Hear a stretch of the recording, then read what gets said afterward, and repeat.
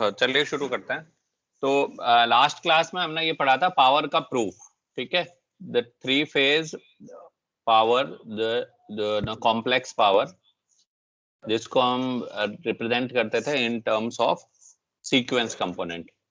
एक और जो है ना सीक्वेंस कंपोनेंट से रिलेटेड ही और एक प्रूफ पढ़ते हैं हम। प्रूव दैट करंट के टर्म्स में अगर हम बात करें, I A square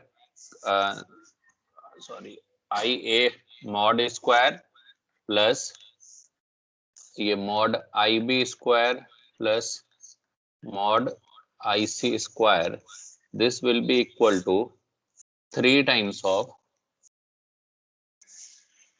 I A not square plus mod of I A one square plus mod of I A two square. ये प्रूफ करना है हमें, ठीक है। जब इसको प्रूफ करना है तो प्रूफ करने के लिए, इसको प्रूव करने के लिए हम क्या करेंगे, यहां से जो ये आई ए का स्क्वायर है, या ये mod I A square plus mod I B square plus mod I C square, इसको हम लिख सकते हैं जैसे ये जो मॉड आई ए का स्क्वायर है, this can be written as I A and multiplied by conjugate of I A plus I B plus I B multiplied by conjugate of IB plus IC multiplied by conjugate of IC। इसको और हम किस तरीके से लिख सकते हैं, IA IB IC and IA IB IC इसका कंजुगेट। ये इस फॉर्म में लिखा जा सकता है ना, मैट्रिक्स के फॉर्मेट में। इसको जब हम और आगे सॉल्व करते हैं तो ये इसको मैं और कैसे शॉर्ट में अगर मैं लिखना चाहूँ इसको, तो लिख सकता हूँ आई ए बी सी इसका ट्रांसपोज, एंड इसको मैं लिख दूं आई ए बी सी इसका कंजुगेट। अब मैं फिर से वही पुराना रिलेशन याद करता हूं कि I A B C this will be equal to A times of I 0 1 2। तो यही फॉर्मूला मैं फिर से यहां लिखूंगा, ए आई 0 1 2 इसका ट्रांसपोज मल्टीप्लाइड बाई ए आई 0 1 2 इसका कंजुगेट। जब इसको सॉल्व करूंगा, इसको कैसे लिखूंगा मैं, ये जो पिछले क्लास में हमने लिखा था ना इसी तरीके से, आई 0 1 2 इसका transpose multiplied by A transpose multiplied by A conjugate multiplied by I 0 1 2 का कंजुगेट। इन दोनों का मल्टीप्लाई किया था हमने, कितना आया था, 3i 3u। ये आइडेंटिटी मैट्रिक्स इसको कह लो। तो ये आया था आपका 3 आई 0 1 2 ट्रांसपोज, फिर आइडेंटिटी मैट्रिक्स जिसको आप आई कह रहे हो या यू, एंड आई 0 1 2। आई यहाँ एक्चुअली इसलिए नहीं ले रहा है क्योंकि आई हमने करंट के लिए ले रखा है ना, इसलिए यू 0 सॉरी यू आई 0 1 2। अब इसको जब आपने सॉल्व किया और फर्दर जब सॉल्व किया, तो ये जो आई 0 1 2 इसका जो ट्रांसपोज है, इसको आप कैसे लिख सकते हो, आई A not I A one IA2 और ये 3U था, इसको हम इस तरीके से लिख सकते हैं 3 0 0 0 3 0 0 0 3। और इसके बाद जो ये ट्रांसपोज है कंजुगेट है जो आई का, इसको क्या लिखूंगा IA0 IA1 IA2। इसका कंजुगेट, इसको फिर मैं कैसे लिख सकता हूँ 3 IA0 IA0 का कंजुगेट प्लस 3 IA1 IA1 का कंजुगेट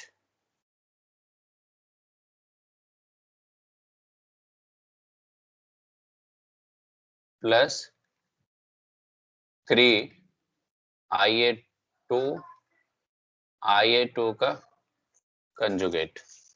इसको और सिंप्लीफाई करें तो इसको कैसे लिख सकता हूँ 3 IA0 मॉड इसका स्क्वायर प्लस IA1 मॉड इसका स्क्वायर प्लस IA2 मॉड इसका स्क्वायर। यही प्रूफ करना था हमें।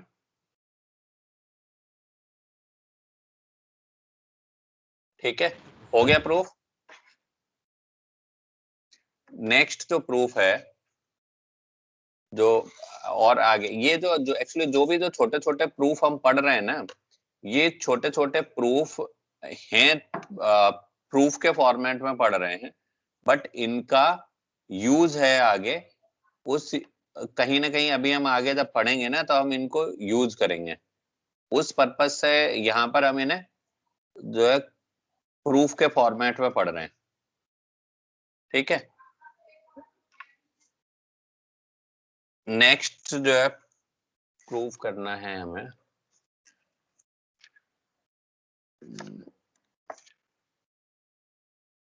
prove that the 3 line voltage will have no zero sequence component। मतलब आपको क्या प्रूव करना है कि जो लाइन वोल्टेज होता है उसका जीरो सीक्वेंस कंपोनेंट एग्जिस्ट नहीं करता। अब इसके लिए पहले आपको ये बताना पड़ेगा कि लाइन और फेज वोल्टेज होते क्या हैं। अब बताएगा कोई कि लाइन वोल्टेज क्या होता है?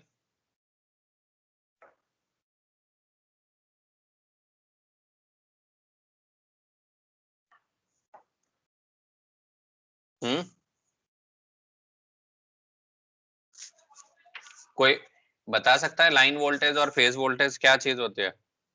कैसे डिफाइन करोगे? दो लाइन के बीच का voltage, line to line voltage को लाइन वोल्टेज कहते हैं। जैसे ए बी सी लाइन है, उधर ए और बी के बीच की वोल्टेज।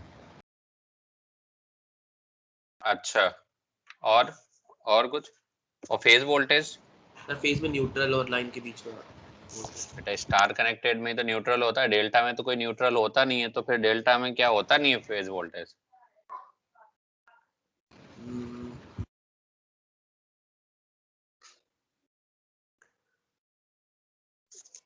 बताओ, डेल्टा में फेज वोल्टेज होगा नहीं फिर?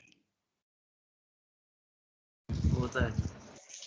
फिर डेल्टा में फेज वोल्टेज अगर होता है तो जब डेल्टा में न्यूट्रल नहीं है तो फेज वोल्टेज को कैसे डिफाइन करोगे डेल्टा के केस में?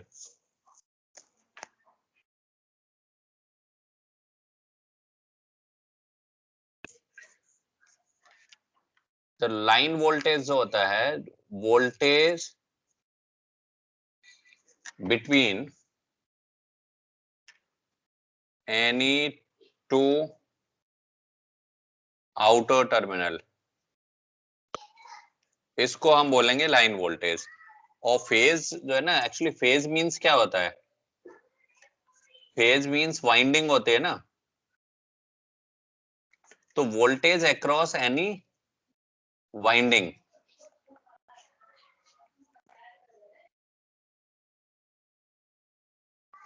जो भी वाइंडिंग के अक्रॉस जो वोल्टेज होगा that will be phase voltage. Clear हुआ पॉइंट? Yes sir. अब स्टार के केस में क्या होता है, जब हम स्टार लेते हैं तो चांस की बात ये होती है कि जो न्यूट्रल पॉइंट है वहीं पर वाइंडिंग का दूसरा टर्मिनल कनेक्ट हो जाता है, यहाँ न्यूट्रल पॉइंट पर। इसलिए आप कह लेते हो कि between any line and neutral is phase voltage. और डेल्टा के केस में क्या होगा, जब ये डेल्टा कनेक्टेड सिस्टम है, डेल्टा में ये वाइंडिंग है, किसी फेज की वाइंडिंग ये है, और यही क्या है, हमारे टर्मिनल है आउटर। तो इसलिए यहाँ पर डेल्टा में लाइन और फेज वोल्टेज इक्वल हो जाते हैं। बट एक्चुअल जो डेफिनेशन है वो ये है कि लाइन वोल्टेज है voltage between any two outer terminal, and phase voltage है वोल्टेज अक्रॉस एनी वाइंडिंग। ठीक है, अब मैं बात कर रहा हूं कि prove that the three line voltage will have no zero sequence component. तो जब मैं लाइन वोल्टेज की बात करूंगा तो मैं इसको ऐसे लिखूंगा ना, VAB, VBC और VCA, इसी तरीके से लिखूंगा। तो VAB को कैसे लिखूंगा, VA माइनस VB, VBC क्या होगा, VB minus VC, and VCA क्या होगा, VC माइनस VA, इसी तरीके से लिखेंगे। अब बात करते हैं यहाँ पर क्या है, जीरो सीक्वेंस कंपोनेंट देखना है ना लाइन वोल्टेजेस का। तो जीरो सीक्वेंस कंपोनेंट क्या होगा, किसी जीरो सीक्वेंस कंपोनेंट एक्चुअली होते क्या है, इक्वल इन मैग्नीट्यूड। तो मैं किसी भी एक लाइन का VAB नोट या VBC नोट या फिर VCA नोट, तीनों लाइन में किसी भी लाइन वोल्टेज का जीरो सीक्वेंस कंपोनेंट अगर मैं कैलकुलेट करूंगा तो ये क्या होंगे, इक्वल होंगे। क्योंकि जीरो सीक्वेंस कंपोनेंट के बारे में जब हमने पढ़ा था तो यही पढ़ा कि उनका मैग्नीट्यूड क्या होगा, equal with zero phase difference. तो इनका जब मैग्नीट्यूड इक्वल होगा, this will be equal to 1/3। यहां पर क्या लिखेंगे हम, VAB plus VBC plus VCA, क्योंकि जब हम IA not is equal to IB not is equal to IC not करते थे तो ये किसके इक्वल आता था, 1/3 IA plus IB plus IC, इसी के इक्वल आता था zero sequence component. Yes sir. तो जब मैंने ये VAB, VBC और VCA को ऐड किया तो इसकी वैल्यू क्या आएगी इन इक्वेशन से,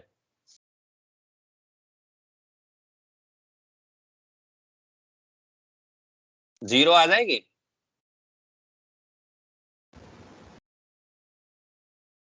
यस सर।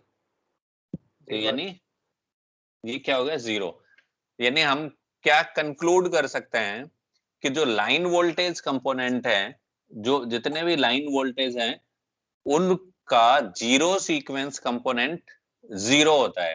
यानी ये कह लो कि लाइन वोल्टेजेस जो भी हैं वो केवल अगर होगा तो उनमें positive and negative sequence component होगा, उनका कोई भी जीरो सीक्वेंस कंपोनेंट नहीं होता। ठीक है, अब ये जैसे ये चाहे डेल्टा कनेक्टेड सिस्टम हो चाहे स्टार कनेक्टेड सिस्टम, ये दोनों के केस में यही होगा, क्योंकि दोनों के केस में लाइन वोल्टेज सेम रहता है। VAB को हम VA माइनस VB ही लिखेंगे। अब बात करते हैं स्टार कनेक्टेड सिस्टम को कंसिडर करते हैं। अच्छा, डेल्टा और स्टार क्यों कंसिडर करने हैं, क्योंकि जो भी एनालिसिस पढ़ रहे हैं हम वो थ्री फेज के लिए तो पढ़ेंगे, बैलेंस या unbalanced system, three phase system होगा उसी को ही तो कंसिडर कर लेंगे। सिंगल फेज तो बैलेंस या अनबैलेंस होगा ही नहीं, वो तो सिंगल फेज ही है ना। बैलेंसिंग या अनबैलेंसिंग की कंडीशन तब आएगी जब थ्री फेज सिस्टम है। तो जहां भी थ्री फेज सिस्टम होगा वहां या तो स्टार कनेक्टेड सिस्टम होगा या फिर डेल्टा कनेक्टेड। तो अभी हमने ये डेल्टा कनेक्टेड सिस्टम लिया था, अब लेते हैं स्टार कनेक्टेड में। Prove that neutral current can flow only if zero sequence current exist। यानी ये न्यूट्रल करंट तभी फ्लो होगा जब जीरो सीक्वेंस करंट एग्जिस्ट करेगा। अब मैं यहां पर क्या करूं, न्यूट्रल करंट मुझे चाहिए, तो न्यूट्रल, ये तो पता है मैं सर्किट क्यों नहीं बना रहा हूं यहाँ पर, कोई भी इलेक्ट्रिकल सर्किट क्यों नहीं बना रहा हूं डेल्टा या स्टार, क्योंकि डेल्टा में आपको मालूम है डेल्टा में न्यूट्रल नहीं होता। इट मींस ऑब्वियस बात है कि हम स्टार कनेक्टेड सिस्टम की बात कर रहे हैं। तो स्टार कनेक्टेड सिस्टम में जो न्यूट्रल करंट होता है आई एन, इसकी वैल्यू क्या होती है, I A plus I B plus I C, यही होता है।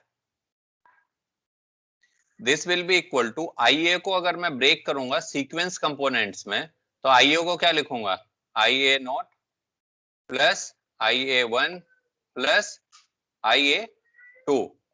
सिमिलरली आई बी को अगर मैं ब्रेक करूंगा तो I B not plus I B one plus I B two, plus I C को ब्रेक करूंगा तो क्या लिखूंगा, I C not plus I C one plus I C two. इसी तरीके से तो ब्रेक करूंगा। Yes sir. Yes sir. जब इनको मैंने ब्रेक किया तो इसको मैं लिख सकता हूं I A not plus I B not plus I C not. में पॉजिटिव और निगेटिव और जीरो सीक्वेंस कंपोनेंट को अलग अलग लिखता हूं यहाँ। फिर I A one plus I B one plus I C one plus I A two plus I B two plus I C two. ये जो I A not, I B not और आई सी नॉट, इनके magnitude कैसे होंगे, equal या अलग अलग? Equal. Equal. हाँ, तो मैं इसको लिख दूं I A not plus I A not plus I A not plus I A one. I B one की वैल्यू क्या होगी,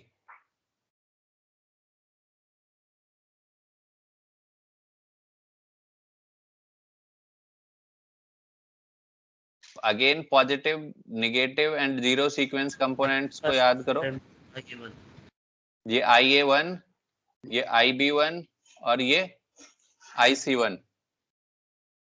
तो alpha square I A one plus I C one की वैल्यू क्या होगी, alpha I A one plus I A two plus I B two की value क्या होगी, alpha I A two. I C two की वैल्यू क्या होगी, alpha square I A two. This will be equal to 3 I A not plus I A one 1 plus alpha square plus alpha plus I A two 1 plus alpha square. तो ये term और ये term, ये दोनों किसके equal हो जाएंगे, zero के। So this I N will be equal to 3 I A naught. Means neutral current पर positive sequence and zero sequence component का कोई भी फर्क नहीं पड़ता। ये क्लियर हो गया? Yes sir. Yes sir. इसके और हमने ये भी प्रूव कर लिया। अब एक चीज जो है ना, यहां पर जैसे अभी तक हमने पॉजिटिव सीक्वेंस वोल्टेज पढ़े, पॉजिटिव सीक्वेंस करंट पढ़े, अब इसी में लाइन वोल्टेज भी पढ़ लिया हमने, फेज वोल्टेज भी पढ़ लिया। अब बात करते हैं हम, थोड़ी सी बात करते हैं इम्पीडेंस की। सीक्वेंस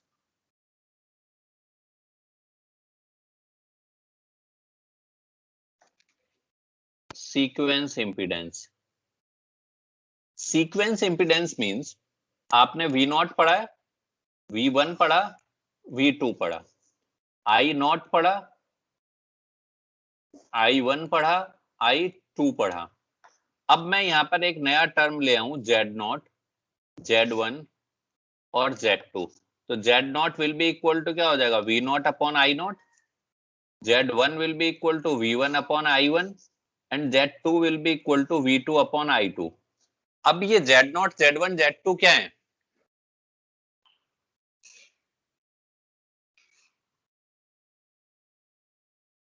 Z क्या है? Z है इम्पीडेंस। इम्पीडेंस। अब ये जो इम्पीडेंस है Z0, Z1, Z2, तो ये Z0 कौन सा है? Zero sequence impedance. Zero sequence. Z1 क्या होगा? Positive sequence impedance. Z2 क्या होगा? Negative sequence impedance. अब ये देखिए, positive, negative and zero sequence impedances, ये एक्चुअली क्या है? A position offered in the flow of positive sequence current is positive sequence impedance, then a position offered in the flow of zero sequence current is zero sequence impedance, and a position offered in the flow of negative sequence current is negative sequence impedance। तो Z0, Z1, Z2। अब यहां पर ये देखिए, Z0, Z1, Z2, ये तीनों जो हम पढ़ रहे हैं, ये तीनों के तीनों ही अभी मैंने जनरलाइज्ड लिखे हैं, बट हम सीक्वेंस कंपोनेंट करते किस लिए? सीक्वेंस कंपोनेंट हमने किस लिए पढ़ना शुरू किया था सबसे पहले? फॉर एनालाइजिंग पर फेज बेसिस। जो भी एनालिसिस करना है हमें अनबैलेंस्ड सिस्टम का, वो किस पर करेंगे हम? पर फेज बेसिस पर। तो अब देखो, ये थोड़ा सा आपको इमेजिन करना है कि पहले थ्री फेज सिस्टम है, थ्री फेज सिस्टम के अंदर हमने जब पर phase analysis, sorry, three phase unbalanced system है, थ्री फेज बैलेंस नहीं, थ्री फेज अनबैलेंस्ड सिस्टम है। थ्री फेज अनबैलेंस्ड सिस्टम को जब हमें पर फेज बेसिस पर एनालाइज करना है, तो उस सिंगल फेज के अंदर भी तीन डिफरेंट कंपोनेंट है करंट, वोल्टेज और इंपीडेंस के, positive, negative and zero sequence. थोड़ा सा इमेजिनेशन क्लियर हुआ? सर पार्डन एक बार और बताना। जो अनबैलेंस्ड थ्री फेज सिस्टम है, अनबैलेंस्ड थ्री फेज सिस्टम को जब हम एनालाइज कर रहे हैं पर फेज बेसिस पर, एक्चुअली तो हम उसे पर फेज बेसिस पर एनालाइज कर ही नहीं पा रहे क्योंकि उसमें बैलेंस कंडीशन नहीं है। तो उसको पर फेज बेसिस पर एनालाइज करने के लिए हमने एक फेज कंसीडर की, और एक फेज के अंदर भी positive, negative and zero sequence component exist कर रहे हैं।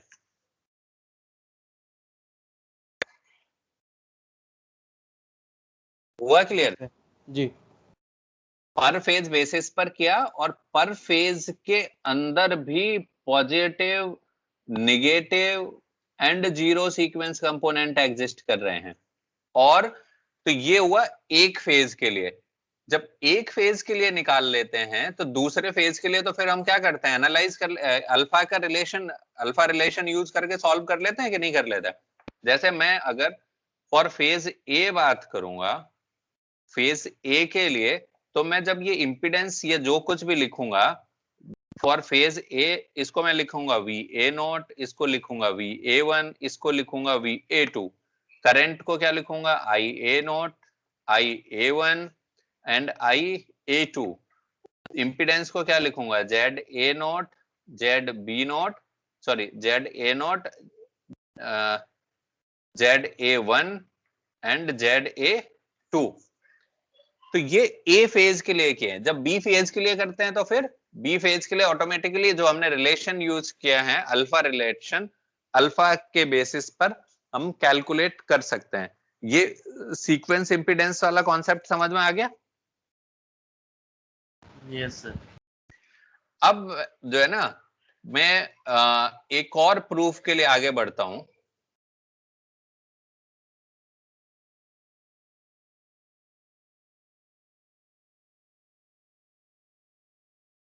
prove that no zero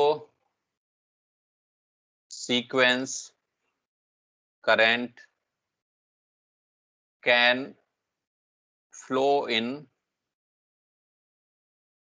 lines connected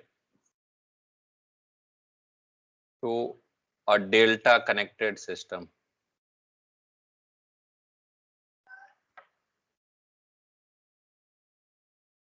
अब देखो एक डेल्टा कनेक्टेड सिस्टम है,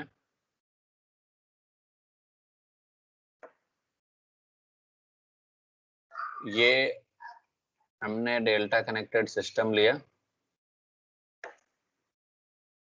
अब मैं यहाँ बात किसकी कर रहा हूँ, सीक्वेंस करंट, ये ध्यान देना है, ठीक है, करंट या वोल्टेज की। अभी पहले हमने क्या प्रूव किया था कि लाइन वोल्टेज का zero sequence current, zero sequence component क्या होता है, जीरो। अब मैं यहाँ पर क्या बात कर रहा हूँ कि जीरो सीक्वेंस करंट किसके लिए, लाइन कंपोनेंट, या कह लो लाइन करंट का जीरो सीक्वेंस कंपोनेंट जीरो होता है in case of delta connected system. Voltage तो हमने कह दिया था जनरली सभी के लिए जीरो होता है, चाहे वो स्टार कनेक्टेड हो चाहे डेल्टा कनेक्टेड हो, बट करंट के लिए मैं कह रहा हूं कि केवल और केवल डेल्टा कनेक्टेड सिस्टम के लिए जीरो होगा। अब इसको फिर हमें प्रूव करना है, तो ये ए हो गया, ये बी हो गया, ये सी हो गया, ये ए बी सी है, तो मैंने यहाँ पर ये वाला करंट ले लिया हमने आई ए नॉट। मैं यहाँ पर आई A not, I B not और आई सी नॉट क्यों लिख रहा हूं, क्योंकि मैं केवल और केवल, मेरा मतलब किससे है, जीरो सीक्वेंस करंट से, पॉजिटिव और नेगेटिव सीक्वेंस करंट से कोई लेना देना नहीं है। ऑल्दो यहाँ पर पॉजिटिव और negative sequence component of current भी होंगे, ठीक है। और ये हो गया हमारा आई सी। अब ये जो करंट है, ये करंट कहाँ जा रहा है, बी से ए की तरफ, तो मैं इसको क्या लिखूंगा, आई बी ए। ये करंट कहाँ जा रहा है, ए से सी की तरफ, तो अच्छा जीरो सीक्वेंस की बात कर रहा हूं तो ये जीरो हो जाएगा, आई ए सी जीरो, एंड ये क्या हो जाएगा, I C B zero. Zero zero मैं बताया ना कि जीरो में क्यों लगा रहा हूं, क्योंकि मुझे केवल और केवल जीरो सीक्वेंस कंपोनेंट से मतलब है, बाकी किसी से कोई मतलब नहीं है। अब कोई भी एक नोड ले लीजिए, apply KCL eight node A. जब नोड ए पर KCL लिया, अच्छा एक और चीज, जीरो सीक्वेंस कंपोनेंट की डेफिनेशन के हिसाब से क्या है कि जीरो सीक्वेंस कंपोनेंट कैसे होंगे, इक्वल मैग्नीट्यूड में, मैग्नीट्यूड तो सेम रहता है ना, yes sir. will have equal magnitude with zero phase difference, zero phase difference। जब KCL हमने क्या किया, नोड ए पर KCL लगा रहा हूं मैं, तो यहां पर इनकमिंग करंट कौन सा है, I A not plus I B C naught is equal to I A C naught. तो मैंने आई ए नॉट अगर मैं कैलकुलेट करता हूं, this will be equal to I A C not minus I B C not, this will be equal to, ये दोनों ही तो बराबर ही है ना, ये इन जो zero sequence component will have equal magnitude, means I, ये एक्चुअली बी ए है, यानी बी सी लिख रखा है ना, ये बी ए होगा, आई A C not will be equal to I C B naught will be equal to I B A naught will be equal to I naught. So this will be equal to I naught minus I naught. This will be equal to 0. तो जब I A naught 0 हो गया, similarly आप किसी भी node पर KCL apply करेंगे, similarly at node, ये यहां पर हमने क्या किया था, एट नोड कोई कौन सा लिया था, ए।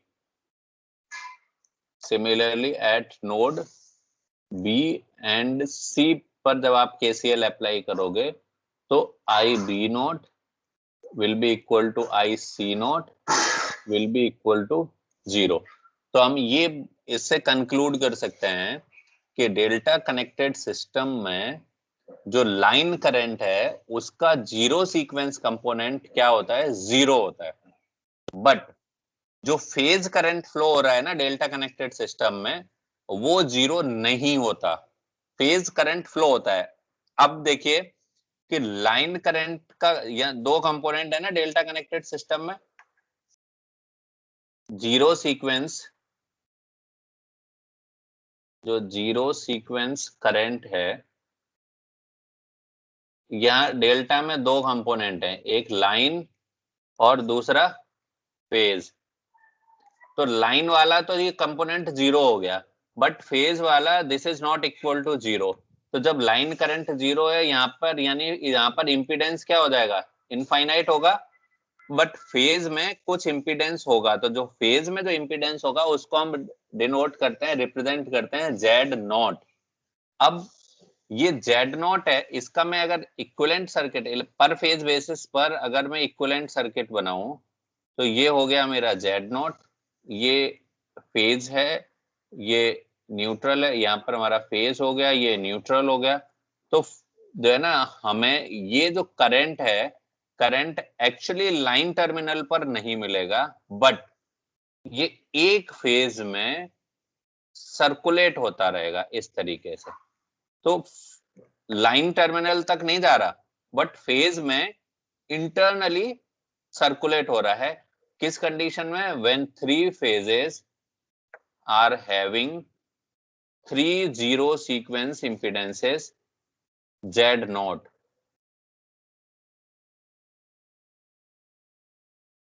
ये तीन फेजेस हैं, तीनों फेजेस में हर एक फेज का जीरो सीक्वेंस इंपीडेंस अगर Z0 है, तो पर फेज बेसिस पर जब मैं इसका एनालिसिस करूंगा, फेज में ये जीरो सीक्वेंस करंट जिसको मैं कह लूं यहाँ IA0, ये एक फेज में तो सर्कुलेट होगा बट हमें लाइन टर्मिनल पर नहीं मिलेगा। क्लियर है ये पॉइंट? सर फिर से बता दीजिए सर। अभी मैंने बताया ना कि zero sequence component line current का 0 होता है, ठीक है, ये तो Yes, हमने प्रूव कर लिया। अगर ये 0 है इसका मतलब इंपीडेंस क्या होगा, इनफाइनाइट। Okay sir. मैं इसको तीन फेजेस हैं डेल्टा कनेक्टेड की, हर एक फेज में Z0 अगर इसका जीरो सीक्वेंस इंपीडेंस है, तो एक कौन सा होगा, एक तो फेज होगा और एक लाइन होगी। तो मैंने यहाँ पर ये Z0 जीरो सीक्वेंस इंपीडेंस ले लिया, और ये लाइन क्या है, हमारा आउटर टर्मिनल। तो अगर ये IA0 है जो हर एक फेज में जीरो सीक्वेंस करंट फ्लो हो रहा था, क्योंकि फेज का तो जीरो सीक्वेंस कंपोनेंट है बट लाइन का जीरो सीक्वेंस कंपोनेंट नहीं है, तो ये जो IA0 है ये लाइन तक नहीं पहुंचेगा, ये कहाँ रहेगा, फेज में ही सर्कुलेट होता रहेगा। तो ये Z0 है, ये पर फेज इक्विवेलेंट सर्किट है इसका।